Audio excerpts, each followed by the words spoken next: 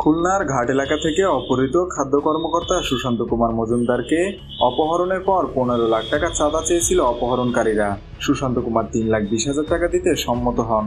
বিকাশে 20,000 টাকা নেওয়ার পরপরই পুলিশের তৎপরতা শুরু হয়। রাত 12টার দিকে তেরঘাটা আজগড়া স্কুলের সামনে তাকে ফেলে চলে যায় অপহরণকারীরা। খুলনা মেডিকেল কলেজ হাসপাতালে চিকিৎসাধীন অবস্থায় অপহরণের ঘটনা সম্পর্কে এসব তথ্য দেন সুশান্ত কুমার। তিনি খাদ্য বিভাগের খুলনা 4 নং ঘাট ইনচার্জ হিসেবে কর্মরত রয়েছেন। তার মূল পদ খাদ্য পরিদর্শক। রবিবার সন্ধ্যা 7টার দিকে নগরীর 4 নং ঘাট এলাকা থেকে তাকে তুলে নিয়ে যায় কয়েকজন ব্যক্তি।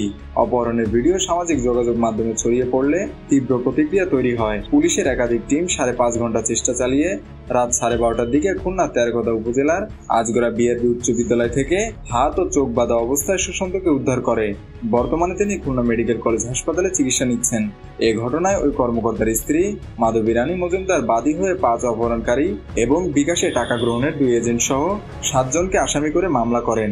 আসামিরা হলো তেরঘাটা উপজেলার আজগড়া গ্রামের মোহাম্মদ রেজা, বাবু মণ্ডল, জামাল হাওলাদার, নাসির, টুনু এবং বিকাশ এজেন্ট আলমগীর কবির ও মুসা খান। তাদের মধ্যে 2 বিকাশ এজেন্টকে গ্রেপ্তার করেছে পুলিশ। মূল অপহরণকারী 5 জন এখনো পলাতক। এদিকে প্রধান অভিযুক্ত রেজার পরিচয় নিয়ে ধূম্রজাল তৈরি হয়েছে।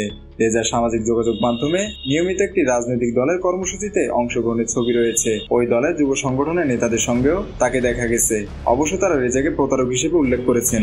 খুলনা সদর থানার ওসি হাওলাদার সানোয়ার হোসেন মাসুম বলেছেন, অপহরণের ঘটনায় 7 জনের বিরুদ্ধে মামলা হয়েছে। 2 জনকে গ্রেপ্তার করা হয়েছে। বাকিদের গ্রেপ্তারের চেষ্টা চলছে। মেহেদী হাসান বাপ্পি, খুলনা গেজেট।